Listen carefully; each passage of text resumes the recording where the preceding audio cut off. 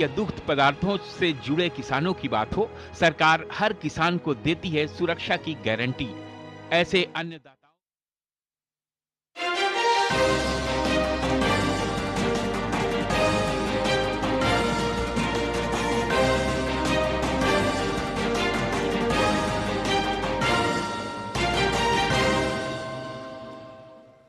नमस्कार।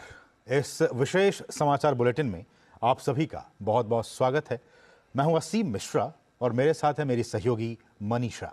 शुरुआत हेडलाइंस के साथ। प्रधानमंत्री नरेंद्र मोदी यूएई और कतर के सफल दौरे के बाद स्वदेश रवाना।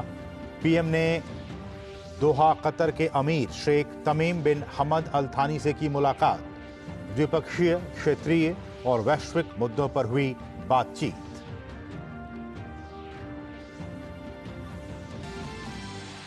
सुप्रीम कोर्ट ने इलेक्टोरल बॉन्ड स्कीम को बताया असंवैधानिक। एसबीआई को अप्रैल 2019 से अब तक बेचे गए बॉन्ड का ब्यौरा इलेक्शन कमीशन को सौंपने का आदेश।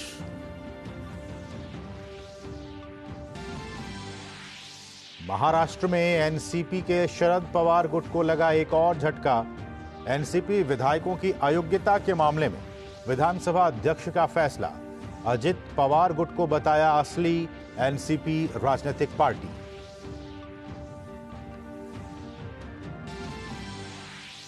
किसान आंदोलन को लेकर पंजाब और हरियाणा हाईकोर्ट में हुई सुनवाई।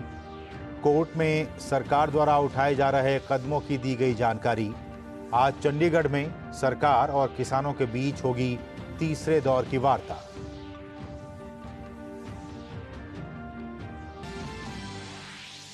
राष्ट्रीय अनुसूचित जाति आयोग की टीम ने पश्चिम बंगाल के संदेशखाली में पीड़ित परिवारों से की मुलाकात। कल राष्ट्रपति को सौंपेगी अपनी समीक्षा रिपोर्ट। वहीं बीजेपी की उच्चस्तरीय समिति कल करेगी संदेशखाली का दौरा। जेपी नड्डा ने कहा, बंगाल में ध्वस्त हो गई है कानून व्यवस्था। कुर्क होगी। हल्द्वानी के बनभूलपुरा में हिंसा के मास्टरमाइंड अब्दुल मलिक और उसके बेटे समेत 9 उपद्रवियों की संपत्ति। अदालत ने पुलिस को दिए कार्रवाई के आदेश।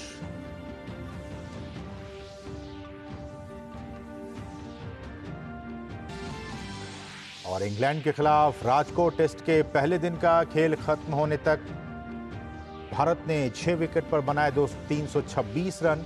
कप्तान रोहित शर्मा और रविंद्र जडेजा ने खेली शतकीय पारी। पहला मैच खेल रहे सरफराज खान ने लगाया अर्धशतक। और अब सभी खबरें विस्तार से।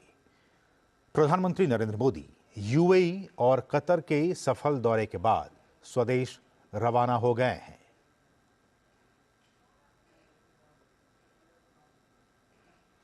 और कतर के दौरे के दौरान पीएम का दोहा में औपचारिक स्वागत किया गया।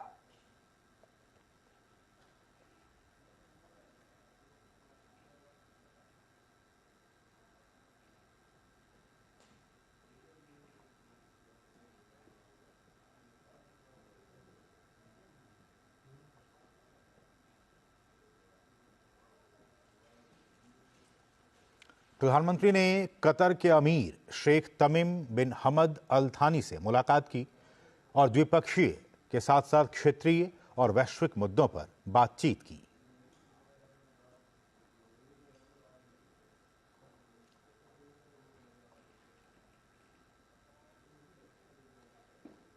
और इससे पहले कल पीएम मोदी ने यात्रा के पहले दिन कतर के पीएम मोहम्मद बिन अब्दुल रहमान अल थानी से अहम मुद्दों पर द्विपक्षीय बातचीत की। इस बैठक के बाद पीएम ने एक्स पर एक पोस्ट में कहा कि प्रधानमंत्री अल थानी के साथ बातचीत शानदार रही। हमने भारत और कतर के बीच मैत्री को और मजबूत बनाने पर चर्चा की।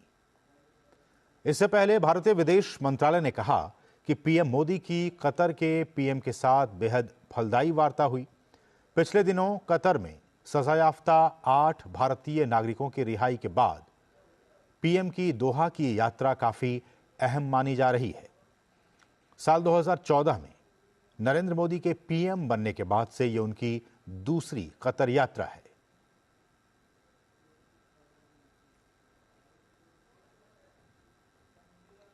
और दोहा में भारतीय समुदाय के लोगों ने पीएम का शानदार स्वागत किया। पीएम से मिलकर भारतीय समुदाय के लोग बहुत ही खुश और उत्साहित दिखे। भारत और कतर के बीच ऐतिहासिक रूप से घनिष्ठ और मैत्रीपूर्ण संबंध रहे हैं। हाल के वर्षों में दोनों देशों के बीच द्विपक्षीय व्यापार और निवेश, उच्च स्तरीय राजनीतिक आदान प्रदान, ऊर्जा साझेदारी, संस्कृति और शिक्षा में सहयोग सहित अन्य क्षेत्रों में रिश्ते लगातार मजबूत हुए हैं। भारतीय समुदाय के 8 लाख से अधिक लोग दोहा में रहते हैं।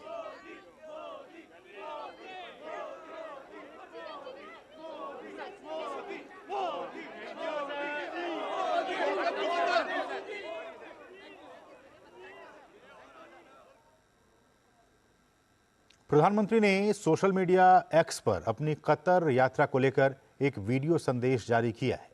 इस संदेश में प्रधानमंत्री ने लिखा है कि कतर की मेरी यात्रा ने भारत कतर मित्रता में नई ताकत जोड़ी है। दोनों देश भारत व्यापार, निवेश, प्रौद्योगिकी और संस्कृति से संबंधित प्रमुख क्षेत्रों में सहयोग बढ़ाने के लिए तत्पर हैं। मैं कतर सरकार और लोगों को उनके आतिथ्य के लिए धन्यवाद देता हूं।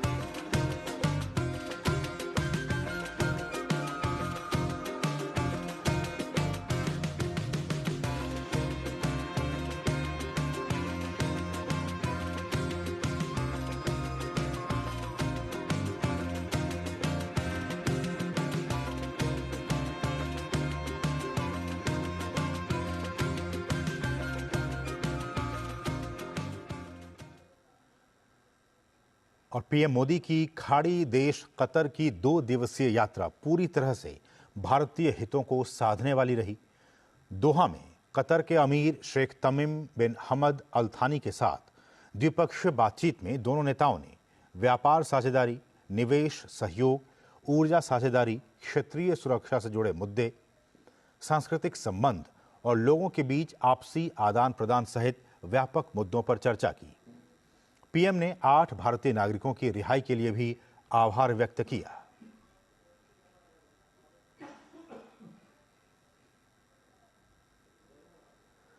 दिल्ली में 17 और 18 फरवरी को भाजपा का राष्ट्रीय अधिवेशन है। भाजपा के वरिष्ठ नेता रविशंकर प्रसाद ने कहा कि इस अधिवेशन में तकरीबन 11,000 कार्यकर्ताओं के पहुंचने की उम्मीद है। उन्होंने कहा कि 2014 और 2019 में भी इसी प्रकार का अधिवेशन दिल्ली में हुआ था।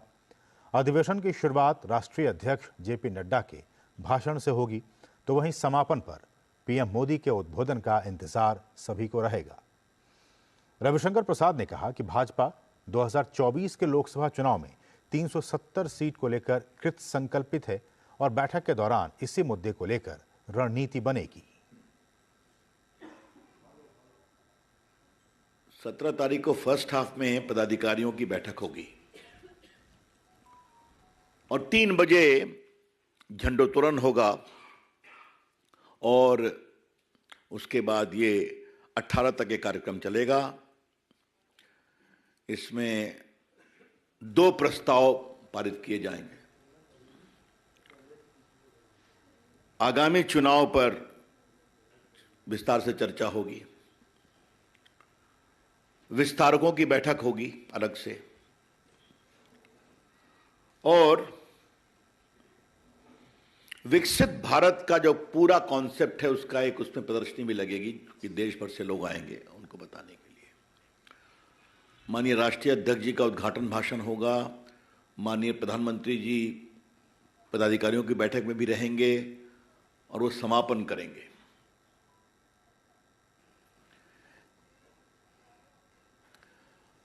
प्रधानमंत्री जी ने 370 का सेट किया है और लोकसभा में एनडीए 400 के पार। तो उस महान आह्वान को फलीभूत करने के लिए 17-18 को ये अपना राष्ट्रीय अधिवेशन भारत मंडपम में दिल्ली में होगा। इसमें कुल 11,500 डेलीगेट्स भाग लेंगे। The numbers of delegates who will be participating in the All India Conference would be around 11,500. इसमें सभी राष्ट्रीय पदाधिकारी, सभी केंद्रीय मंत्री, स्वाभाविक रूप से प्रधानमंत्री रहेंगे, सारे एमपीज, पूर्व एमपीज, विधायक, मेयर, डिप्टी मेयर, जिला परिषद के अध्यक्ष, इसके अलावा प्रदेश के संगठन के प्रभारी पदाधिकारीगण, जिला के अध्यक्ष और महामंत्रीगण, ये सभी उसमें रहने वाले हैं। महाराष्ट्र विधानसभा में शरद पवार गुट को एक और बड़ा झटका लगा है। विधानसभा अध्यक्ष राहुल नार्वेकर ने अजित पवार गुट को ही असली एनसीपी माना है। चुनाव आयोग के नतीजों के बाद एनसीपी की पार्टी और चुनाव चिन्ह उप मुख्यमंत्री अजित पवार के पास जाने के बाद अब विधानसभा अध्यक्ष एनसीपी विधायकों की अयोग्यता पर फैसला लिया है। अजित पवार के पास शरद पवार से ज्यादा विधायकों का समर्थन है। अजित पवार ही असली एनसीपी है। अजित पवार के नेतृत्व में राष्ट्रवादियों का एक समूह राज्य में गठबंधन सरकार में शामिल हुआ है। Any reliable outcome to the question which faction is the real NCP political party, and consequently these cannot be yardsticks to determine which faction is the real political party, and to the legislative majority provides a clear and reliable answer to the question of which faction is the real NCP political party. I hold that the Ajit Pawar faction is the real NCP political party for the purposes of these disqualification petitions. Lok Sabha चुनाव जैसे जैसे पास आता जा रहा है, वैसे वैसे विपक्षी गठबंधन टूटता दिखाई दे रहा है। एक महत्वपूर्ण घटनाक्रम में जम्मू कश्मीर के पूर्व मुख्यमंत्री और नेशनल कॉन्फ्रेंस के चीफ फारूक अब्दुल्ला ने क्लियर कर दिया है कि वो किसी भी पार्टी से गठबंधन नहीं करेंगे। उनकी party national conference Jammu Kashmir में अकेले ही चुनाव लड़ेगी। नेशनल कॉन्फ्रेंस अपने बलबूते पर लड़ेगी, इसमें कोई दो राय नहीं है। उसे कोई ताल्लुक सियासत से नहीं है। और वहीं नेशनल कॉन्फ्रेंस के वरिष्ठ नेता और पूर्व मंत्री मुश्ताक बुखारी बीजेपी में शामिल हो गए हैं। बुखारी जम्मू संभाग के पुंछ जिले के सूरनकोट के पहाड़ी नेता हैं। मुश्ताक बुखारी नेशनल कॉन्फ्रेंस के कद्दावर नेता माने जाते थे और पहाड़ी वोट बैंक पर उनकी अच्छी खासी पकड़ बताई जाती है। सैयद मुश्ताक बुखारी राजौरी और पुंछ क्षेत्र में नेशनल कॉन्फ्रेंस के काफ़ी अहम चेहरा माने जाते थे। उन्होंने पहाड़ियों को अनुसूचित जनजाति का दर्जा देने के मसले पर पार्टी से इस्तीफा दे दिया था। सैयद मुश्ताक बुखारी राजौरी और पुंछ क्षेत्र में नेशनल कॉन्फ्रेंस के काफ़ी अहम चेहरा हैं। जम्मू के त्रिकुट नगर स्थित पार्टी मुख्यालय में प्रदेश अध्यक्ष रविंद्र रैना ने उनका भाजपा में स्वागत किया। बेहद खुशी की बात है कि जम्मू कश्मीर की सियासत में एक बहुत बड़ी कद्दावर शख्सियत के मालिक, जिन्होंने माजी में जम्मू कश्मीर के अंदर जो सरकारें बनती थी उनमें हमेशा जिस शख्सियत का बहुत बड़ा रोल रहता था, जनाब सैयद मुश्ताक बुखारी साहब आज नेशनल कॉन्फ्रेंस को छोड़कर भारतीय जनता पार्टी का दामन थाम रहे हैं। चंदौली के सकलडीहा विधानसभा क्षेत्र में केंद्रीय भारी उद्योग मंत्री और स्थानीय सांसद डॉक्टर महेंद्रनाथ पांडेय के नेतृत्व में भाजपा मिलन कार्यक्रम का आयोजन किया गया, जिसमें समाजवादी पार्टी, बसपा और कांग्रेस को छोड़कर आए दर्जनों कार्यकर्ताओं और पदाधिकारियों ने भाजपा की सदस्यता ग्रहण की। केंद्रीय मंत्री की मौजूदगी में यहां 2022 के विधानसभा चुनाव में बसपा से चुनाव लड़ने वाले जय श्याम त्रिपाठी, सपा के अभिमन्यु मिश्रा, संतोष विश्वकर्मा, सपा के पूर्व विधायक राम जन्म यादव, यशवर्धन यादव और कांग्रेस के प्रदेश सचिव आशुतोष सिंह के साथ ही 87 लोगों को जिला पंचायत सदस्य संजय पांडे ने माला पहनाकर भाजपा की सदस्यता ग्रहण कराई। लोगों को संबोधित करते हुए केंद्रीय मंत्री ने कहा कि पीएम मोदी की नीतियों से प्रभावित होकर विपक्षी दलों के लोग देश के विकास में अपना योगदान देने के लिए पार्टी की सदस्यता ग्रहण कर रहे हैं, जिससे पार्टी संगठन को मजबूती मिल रही है।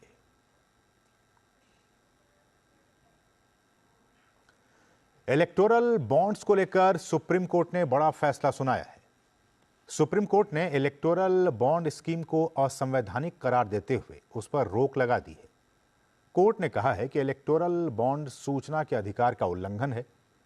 वोटर्स को पार्टियों की फंडिंग के बारे में जानने का हक है।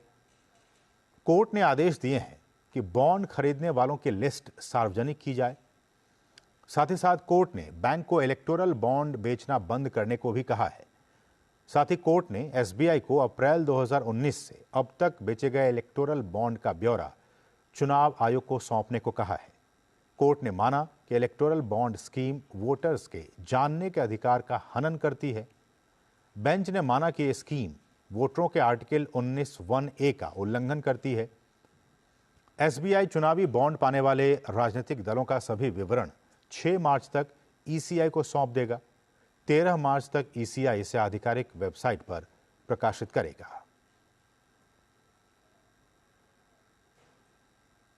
पंजाब और हरियाणा हाईकोर्ट में किसान आंदोलन के संबंध में दाखिल 2 जनहित याचिकाओं पर आज सुनवाई के दौरान केंद्र सरकार ने अपना पक्ष रखा। Additional solicitor general Satyapal Jain ने कहा कि कोर्ट में सरकार द्वारा उठाए जा रहे कदमों की जानकारी दी गई। सरकार बातचीत के लिए तैयार है, बातचीत से इस मसले का समाधान निकालना चाहती है। केंद्र सरकार के 3 मंत्री आज शाम फिर बैठक के लिए चंडीगढ़ पहुंच रहे हैं। वहीं किसान यूनियन को भी सुना गया है, वे भी बातचीत के लिए तैयार हैं। अगली सुनवाई सोमवार को होगी।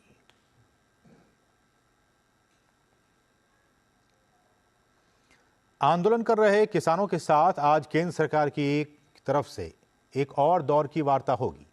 केंद्र सरकार की तरफ से कृषि मंत्री अर्जुन मुंडा, वाणिज्य मंत्री पीयूष गोयल और गृह राज्य मंत्री नित्यानंद राय चंडीगढ़ में किसानों के साथ बातचीत करेंगे। सरकार बार बार और लगातार कह रही है कि किसान बातचीत के जरिए हल निकालें। कृषि मंत्री ने किसान आंदोलन को लेकर सभी पक्षों को ध्यान रखने की बात कही और कहा कि ये ध्यान रखना होगा कि किसान आंदोलन से लोगों की रोजमर्रा की दिनचर्या प्रभावित ना हो। इस बीच किसानों को हरियाणा में प्रवेश करने से रोकने के लिए हरियाणा के 15 जिलों में धारा 144 लागू कर दी गई है। आंदोलन के जवाब में अर्धसैनिक बल की 64 कंपनियां और राज्य पुलिस की 50 कंपनियां तैनात की गई हैं। आंदोलन की बात करें तो सिंघू बॉर्डर पर प्रदर्शनकारी किसानों के आंदोलन से जनजीवन व्यस्त है। आंदोलन का सबसे ज्यादा खामियाजा आम आदमी, मजदूर और कारोबारी भुगत रहे हैं। किसान आंदोलन ने आम लोगों की मुश्किलें बढ़ा दी हैं। ट्रैफिक जैम और कारोबार प्रभावित होने से लोगों का बुरा हाल है। पश्चिम बंगाल में पंचायत चुनाव के बाद हिंसा से जुड़े मामले पर सुप्रीम कोर्ट ने पश्चिम बंगाल की निचली अदालतों में चल रही सुनवाई पर रोक लगा दी है। सीबीआई की याचिका पर सुप्रीम कोर्ट ने यह आदेश दिया है। याचिका में पुलिस की निष्क्रियता, गवाहों और वकील को धमकाने का आरोप लगाया गया है। वहीं मुकदमे को पश्चिम बंगाल के बाहर स्थानांतरित करने की मांग भी की गई है।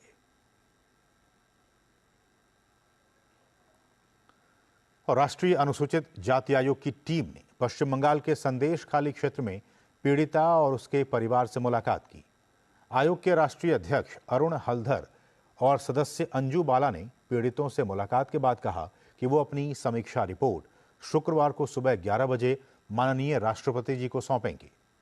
राष्ट्रीय अनुसूचित जाति आयोग का एक प्रतिनिधिमंडल स्थिति का आकलन करने और पीड़ितों की बात सुनने के लिए पश्चिम बंगाल के उत्तर 24 परगना जिले के हिंसा प्रभावित संदेश खाली इलाके में है। घटना के विरोध में महिलाएं विरोध प्रदर्शन कर रही हैं। आयोग के राष्ट्रीय अध्यक्ष अरुण हल्दर ने कहा है कि आयोग के सदस्य संदेश खाली के बारे में रिपोर्ट बनाने और पीड़ितों की बात सुनने के लिए यहां आए थे। वहीं आयोग के सदस्य अंजू बाला ने संदेश खाली में राष्ट्रपति शासन लगाए जाने की बात कही। उन्होंने कहा कि राज्य की मुख्यमंत्री ममता बनर्जी सच्चाई को जनता के सामने नहीं लाना चाहती, इसलिए अब तक पीड़ित महिलाओं की एफआईआर भी दर्ज नहीं हुई है। ऐसे कृत्य के लिए देश की जनता ममता बनर्जी को कभी माफ नहीं करेगी। इस सब घटनाक्रम के बीच भाजपा की तृणमूल कांग्रेस के नेताओं और राज्य की मुख्यमंत्री ममता बनर्जी पर हमलावर हो गई है। भाजपा का कहना है कि ममता बनर्जी शाहजहां शेख जैसे अपराधियों को बचाने का काम कर रही है। संदेश खाली में महिलाएं टीएमसी नेता शाहजहां शेख और उनके सहयोगियों द्वारा उनके खिलाफ किए गए कथित अत्याचारों को लेकर पिछले कुछ दिनों से आंदोलन कर रही हैं।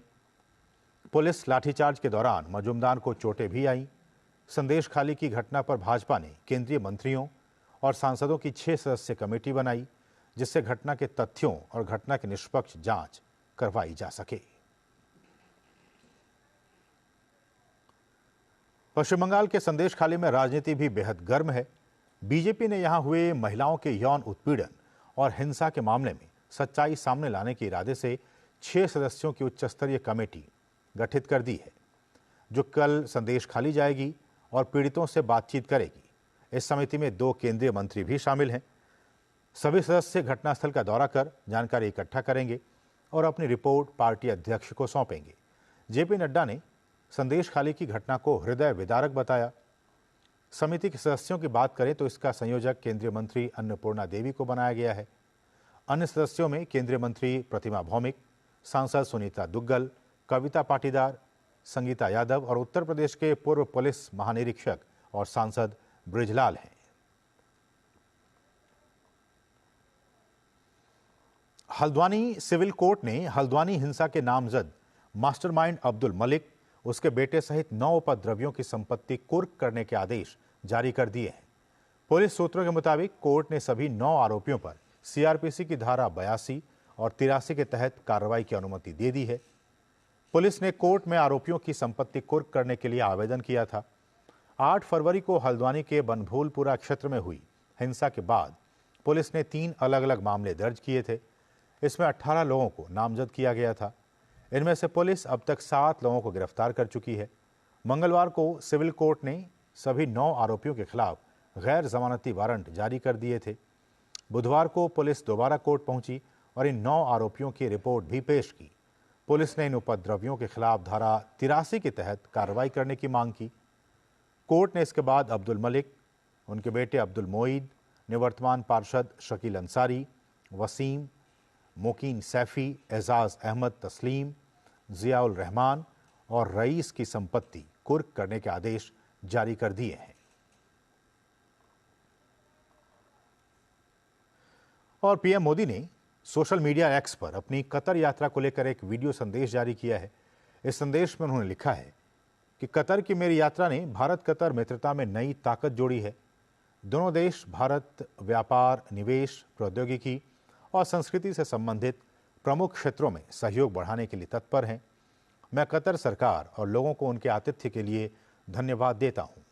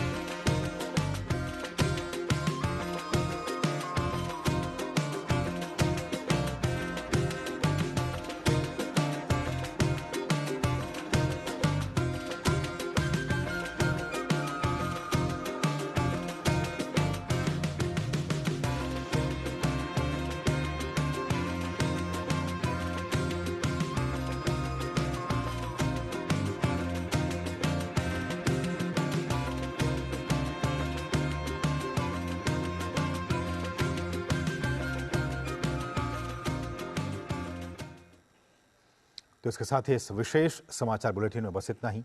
हमें दीजिए अनुमति। नमस्कार।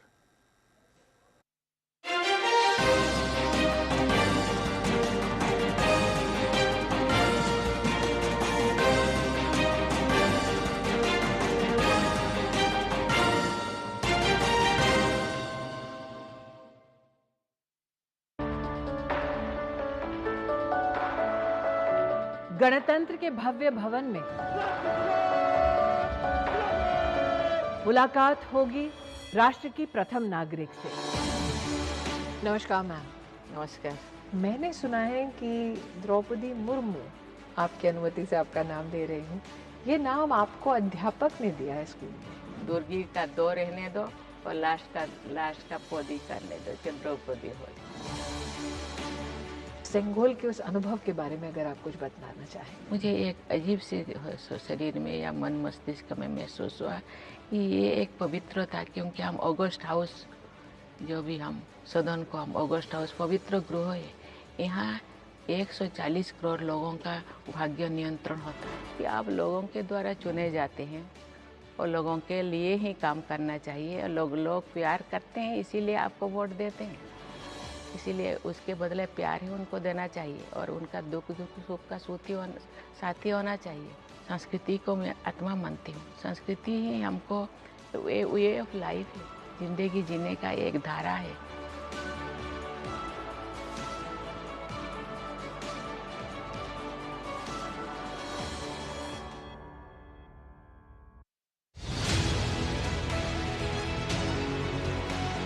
तेजस्विनी की टीम आ पहुंची है एक म्यूजियम में, जिनकी फाउंडर न केवल भारत में बल्कि वैश्विक स्तर पर भी भारतीय कलाओं और भारतीय कलाकारों को महत्वपूर्ण मंच प्रदान कर रही है। इस बार हमारी तेजस्विनी है पद्मश्री से सम्मानित किरण नाडर।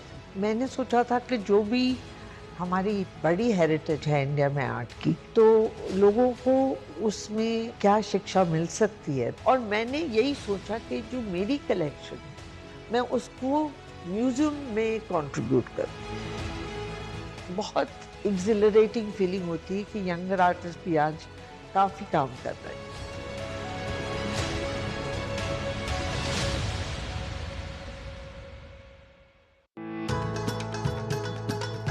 इस खास कार्यक्रम में जिस मेले का जिक्र हम करने जा रहे हैं, वो मेला है संस्कृतियों का, वो मेला है मिलन का। ये मेला है सूरज कुंड का। यहाँ पर एक तो इतनी सारी कंट्रीज से न्यू रिप्रेजेंटेटिव्स आ रहे हैं। ये मेला हमेशा से ही फेमस रहा है, पूरे ऑल ओवर इंडिया से यहाँ लोग आते हैं। जैसे लोगों में यूनिटी है, अलग अलग कल्चर्स के अलग अलग उनकी चीज़ें, उनके ट्रेडिशंस की चीज़ें यहाँ पे मिल रही है। हम कोशिश कर रहे हैं कि इसको कल्चरल, जो इसका कैलेंडर है, कल्चरल ग्रुप्स हैं, उसको बढ़ावा दिया जाए। We are from Kazakhstan. We 11 people go to India to Surajkund festival.